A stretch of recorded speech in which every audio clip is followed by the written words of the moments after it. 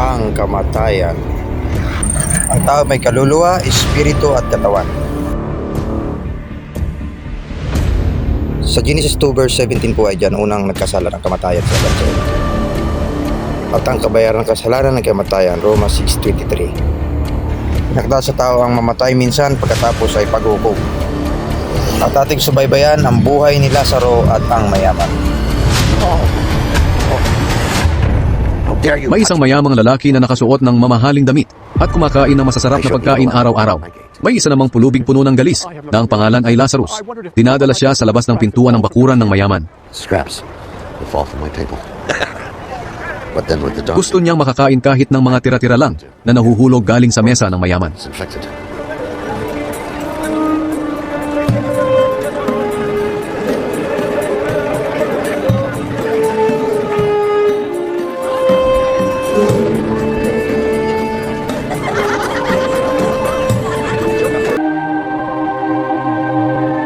Nilalapitan siya roon ng mga aso at dinidilaan ang mga galis niya.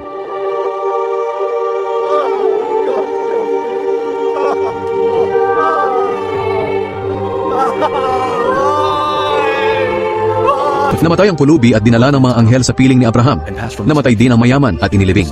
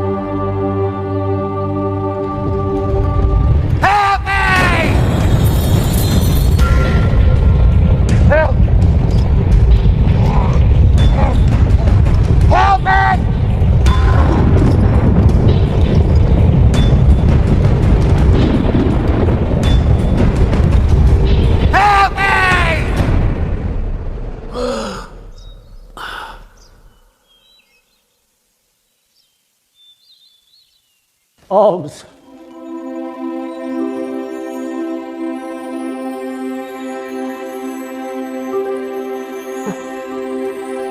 Welcome.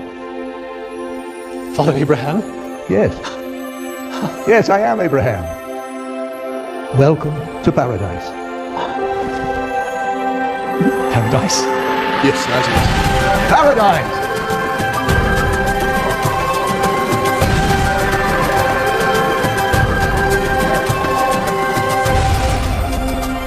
We've been preparing a banquet in your honor. Yes, yes, come. At habang nagdurusa siya sa lugar ng mga patay, nakita niya sa malayo si Lazarus na kasama si Abraham. Kaya tumawag siya, "Amang Abraham, Father Abraham! maawa kayo sa akin.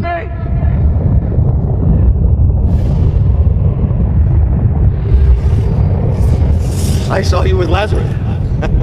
Send him to me.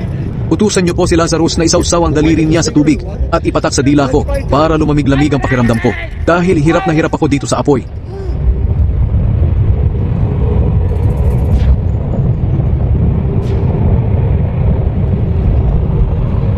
Pero sumagot si Abraham, "Anak, alalahanin mong noong nabubuhay ka pa sa lupa ay mabuti ang kalagayan mo. Pero si Lazarus ay hirap na hirap. Received his bad things. Ngayon naman ay inaaliw siya rito at ikaw naman ang nahihirapan."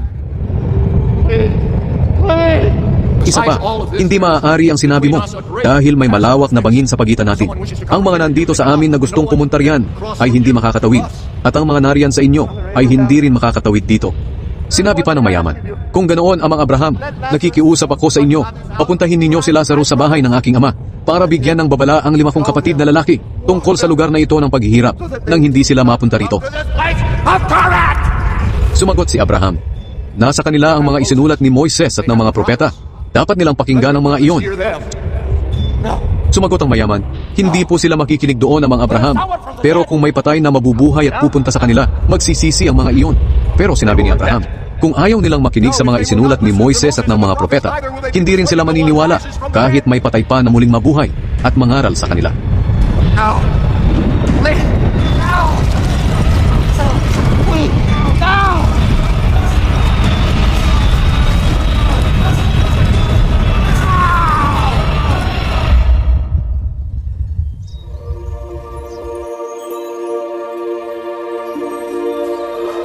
Lazarus, come to the place your father has prepared for you.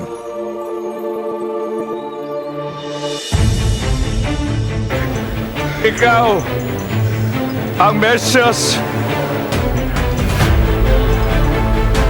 Iligtas mo ang iyong sarili at pati kami. Hindi ka ba natatakot sa Diyos? Tumanggap siya ng hatol.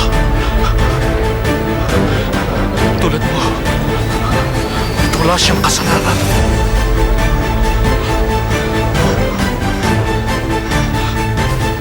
Alalahanin mo ko, Jesus, kapag ikaw ay nagkahari na.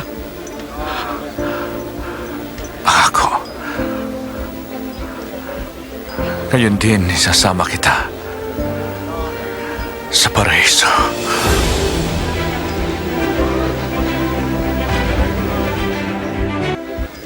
Ang impyerno. Babala, ang impyerno ay hindi biro. Ang impyerno ay totoong totoo. Ang impyerno ay isang lugar na nakakatakot. Sa impyerno, ang apoy ay hindi mapapatay. Ang mga uod ay hindi namamatay. Ang parusa sa impyerno ay lubhang masakit, na walang mga sandali ng kagalakan, walang mga sandali ng pahinga, at walang pag-asa ng pagtubos. Ang mayroon lang ay matinding pagdurusa, panghihinayang, at kalungkutan. Bakit napupunta ang mga tao sa impyerno? Dahil lahat ng tao ay nagkasala. Kung hindi tayo magsisi pagkatapos marinig ang ebanghelyo, kung hindi tayo maghahanap ng paraan upang maiwasan ang kaparusahan ng impyerno, kung gayon tayo ay itatakda sa impyerno. Ang mahirap at ang mayaman ay parehong dumating sa upuan ng paghatol. Ang mahirap ay humakbang pasulong at isang anghel ang nagsabi sa kanya, Binabati kita, mabuti at tapat. Maaari kang makapasok sa kaharian ng langit. ang mayamang lalaki ay nasasabik at naisip, siya ay napakahirap ngunit pumapasok sa kaharian ng langit. Tiyak na kaya ko rin, ngunit sinabi ng anghel. Ang iyong kapalaran ay impyerno. Sa gulat tinanong niya, Napakaraming binigay ko kahit na nagtayo ng mga simbahan. Bakit hindi ako makapasok? Sumagot ang anghel. Ikaw ay puno ng pagmamataas. Madalas na minamaliit ang iba. Ginagamit ang iyong mga handog para magpakitang gilas at hindi kailanman nagsisi. Sinabi ng Panginoon, sapagkat ang bawat nagmamataas ay mabababa at ang nagpapakababa ay matataas. Lukas 14:11. Ang kaharian ng langit ay hindi tumitingin sa kayamanan ng mga handog. Nakikita lamang nito ang pagsisisi at mapagpakumbabang pagpapasakop sa Diyos. Ang mga sumasang-ayon ay magsasabi ng Amen. Ang pagbabahagi ng post na ito ay nagpapakita na naniniwala ka na ang salita ng Diyos ay ang katotohanan. Tapat na lingkod ng Panginoon. Sige, yan ang pintuan patungo sa langit.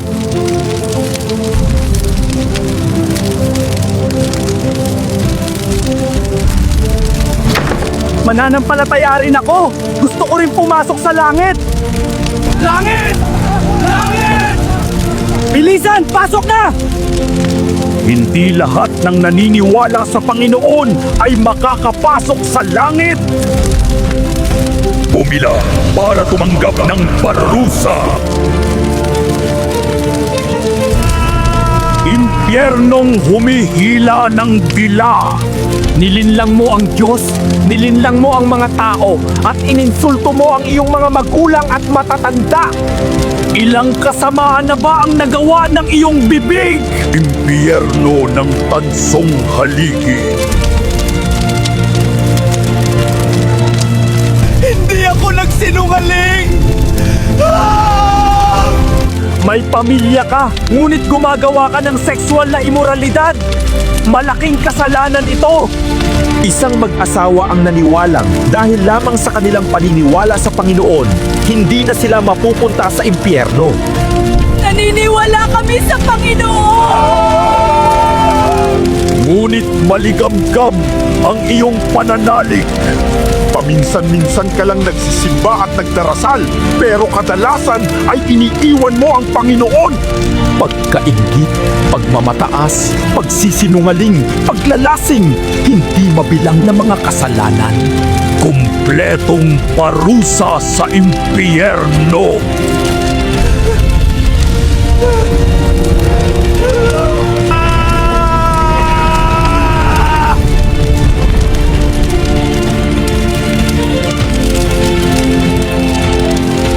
Sabi ng Panginoon, hindi ang bawat nagsasabi sa akin, Panginoon, Panginoon, ay papasok sa kaharian ng langit, kundi ang gumaganap ng kalooban ng aking Ama na nasa langit.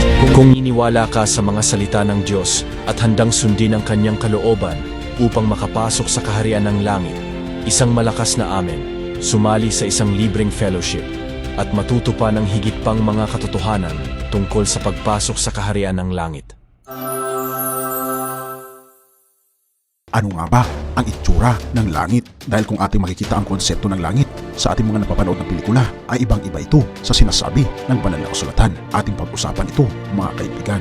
Mas maganda pa sa pagpapasyal sa outer space. At ito, mga kaibigan, ay titirahan natin ng panghabang buhay. Ang tanong, mga kaibigan, ay ano at gaano kahaba ang habang buhay? Kung iyong bibilangin, mga kaibigan, ang mga bato sa karagatan at ang mga bato at buhangin sa buong mundo, pagkatapos ay i-add mo pa ang mga punong kahoy, gayon din ang kanyang mga dahon, at pag nakumplit mo ito, mga kaibigan, ito ang taon na umpisa pa lang ng forever natin sa langit na bayan. Ganito katagal, mga kaibigan, tayo mamumuhay sa langit na bayan na ipinangako ng ating Panginoong Diyos. Ang tanong ay, what and where is heaven? Ito kasi, mga kaibigan, ang pangako ng ating Panginoon sa atin sa John 14 verse 1 to 3. Let not your heart be troubled. You believe in God, believe also in me. In my Father's house are many mansions. If it were not so, I would have told you. I go to prepare a place for you. And if I go and prepare a place for you, I will come again and receive you to myself, that where I am, there you may be also. At kung ating mapapansin, mga kaibigan, merong tatlong layers ang langit na binabanggit sa banal na kasulatan. Ito, mga kaibigan, ang first heaven, na kung saan makikita natin dito lumilipad ang mga ibon at ang mga eroplano. Dito rin natin nakikita, mga kaibigan, ang mga clouds. At beyond, mga kaibigan, sa first heaven ay tinatawag na second heaven. Dito naman natin makikita ang mga planeta, ang mga stars at ang ating araw. Ngunit, mga kaibigan, mayroong tinatawag na third heaven, ang langit ng lahat ng mga langit, ang pinakatuktok ng mga kalangitan. Ito ang dwelling place ng ating Panginoong Diyos. At ito, mga kaibigan, ang binabanggit sa Mateo 25 verse 34. Then shall the king say to them on his right hand, Come, you blessed of my Father, inherit the kingdom prepared for you from the foundation of the world. Oo, mga kaibigan, ninanais ng ating Panginoon na tayo ay makasama niya sa langit. At binabanggit, mga kaibigan, na ang lagusan sa langit, mga kaibigan, na binabanggit sa Job ay walang iba kundi ang Orion Nebula. At kung ating mapapansin, gaano ba kaganda ang langit na bayan at ano ang itsura nito base sa banal na kasulatan. Revelations 21 verse 1, And I saw a new heaven and a new earth, for the first heaven and the first earth were passed away, and there was no more sea. Verse 2, And I, John, saw the whole city, New Jerusalem, coming down from God out of heaven, prepared as a bride adorned for her husband.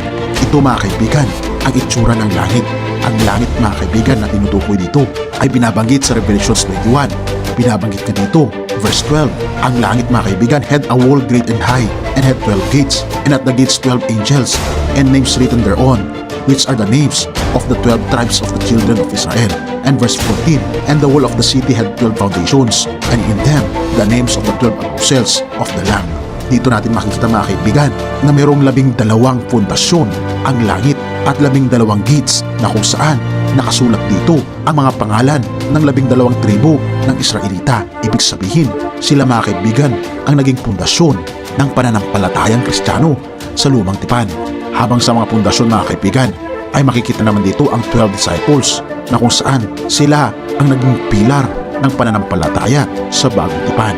At kung ating mapapansin mga kaibigan, sa Revelations 21 verse 13, ito ay hugis parisukat na kung saan merong 12 gates, 3 gates bawat side. Sabi nga dito, on the east 3 gates, on the north 3 gates, on the south 3 gates, and on the west 3 gates. At binabanggit mga kaibigan pa sa Revelations 21 verse 15, at ang nakikipag-usap sa akin ay may panukat ng tambong, ginto upang sukatin ang bayan, at ang mga pintuan nito at ang kuta nito.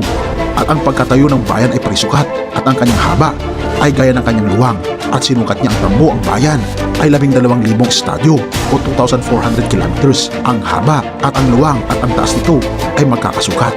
Ito mga kaibigan ang syudad ng New Jerusalem. Kung ating makikita mga kaibigan ay napakaluwang nito.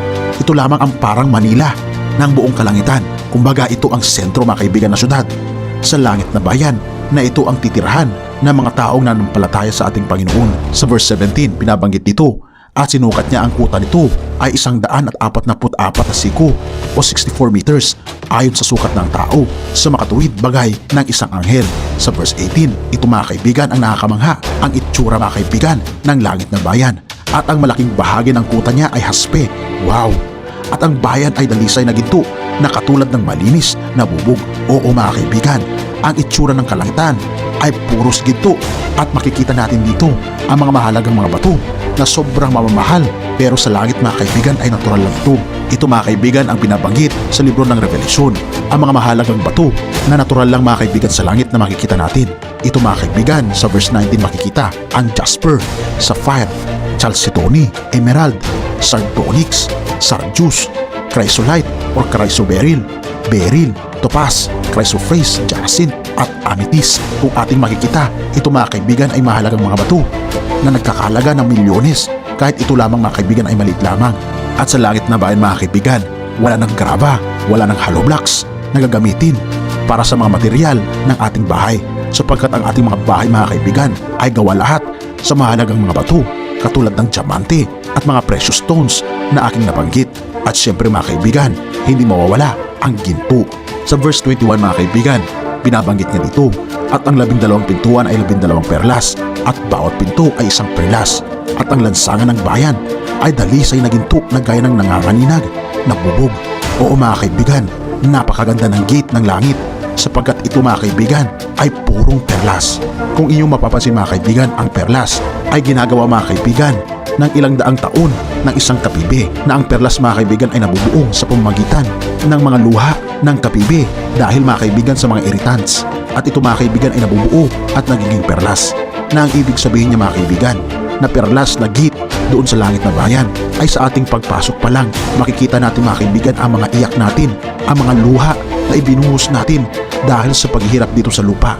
At sa ating pagpunta doon sa langit na bayan makikita natin ang ganda ng gate na naipon ng mga luha ng mga anak ng Panginoon, at sa wakas ay makakapasok na sa langit na bayan. At mga kaibigan, alam nyo ba, hindi na natin kinakailangan ang kuryente doon. Verse 23, at ang bayan ay hindi na nangangailangan ng araw o ng buwan man upang lumiwanag sa kanya, sapagkat nililiwanagan ng kalulatian ng Diyos, at ang ilaw doon ay ang kordero. Oo mga kaibigan, ang ating ilaw ay walang iba kundi ang ating Panginoong Diyos. Sa sobrang kaliwanagan niya ay maiilaw niya ang buong lugar mga kaibigan sa langit na bayan.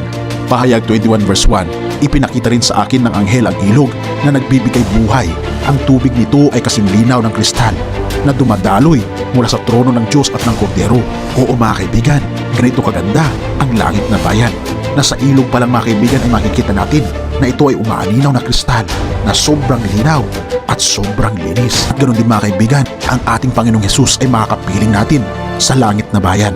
Ang Panginoon na siyang tunay na nagmamahal sa atin, ang tunay na nag-aaruga at tunay na may malasakit sa atin ay makikita natin mga kaibigan sa langit na bayan. Pagdating kasi natin mga kaibigan sa langit, ay siyempre mayroong resepsyon na tinatawag, na kung saan napakahaba ito na table na kahit sa kaduluduluhan ay makikita mo kung sino ang nandun dahil sa linaw ng ating mga mata sa langit na bayan. Na makasama tayo mga kaibigan sa langit na bayan.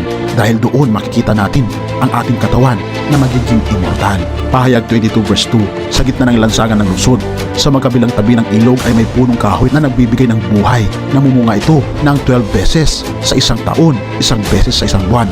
At ang dahon nito ay nagpapagaling sa mga bansa.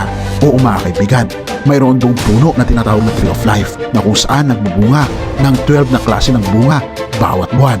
For example mga kaibigan, January ay orange, pagdating ng February ay mangga, pagdating ng March ay grapes. At dito natin makikita mga kaibigan na habang tayo ay kumakain sa mga prutas nito, iyon naman mga kaibigan ang paghaba ng ating buhay na magkakaroon tayo ng immortal life at babalik ang ating dating height na katulad ng height ni Adan tsaka ni Eva na umabot ng 14 to 16 feet at wala na rin kukulubot mga kaibigan ang mga balat sapagkat maging ang lola mo at ikaw ay parehas ang itsura at hindi makikita ang katandaan sa ating pangangatawan. At ito mga kaibigan ang good news. Pahayag 21 verse 4, papahiran niya ang mga luha sa kanilang mga mata. Wala ng kamatayan, kalungkutan, iyakan o sakit sapagkat lumipas na ang dating kalagayan. Oo mga kaibigan, wala nang mamamatay doon sa langit sapagkat nais ng ating Panginoon na tayo ay bigyan ng buhay na walang hanggan. 21 verse 24, 25, 26. At dadalhin doon ng mga hari ang mga kayaman nila at palaging bukas ang mga pinto ng lungsod dahil wala nang gabi roon. Ang magaganda at mahahaling bagay ng mga bansa ay dadalhin din sa lungsod na iyon. Oo mga kaibigan, sa lugar na iyon ay wala ng security guard, wala nang magnanakaw at wala na rin mga lock ang ating mga pintuan dahil ito ang kanyang panukala para sa atin. Ngunit ito mga kaibigan, ang babala ng ating Panginoon sa pahayag 21 verse 27. Pero hindi makakapasok doon ang anumang bagay na marumi sa paningin ng Diyos, ang mga gumagawa ng mga bagay na nakakaya at ang mga sinungaling. Ang mga makakapasok lang doon ay ang taong nakasulat ang pangalan sa aklat ng buhay ng Kordero. Oo mga kaibigan, nais ng ating Panginoon na isuko natin ang ating buhay sa Kanya at tayo ay magiging mapalad na isusulat niya ang ating mga pangalan sa libro ng buhay. At nais ng ating Panginoon na talikuran na ang ating mga kasalanan dahil nais niya mga kaibigan na makapiling tayo sa langit na bayan. At babanggitin niya pagdating natin doon, well done, thou good and faithful servant. Come, enter the joy of the Lord.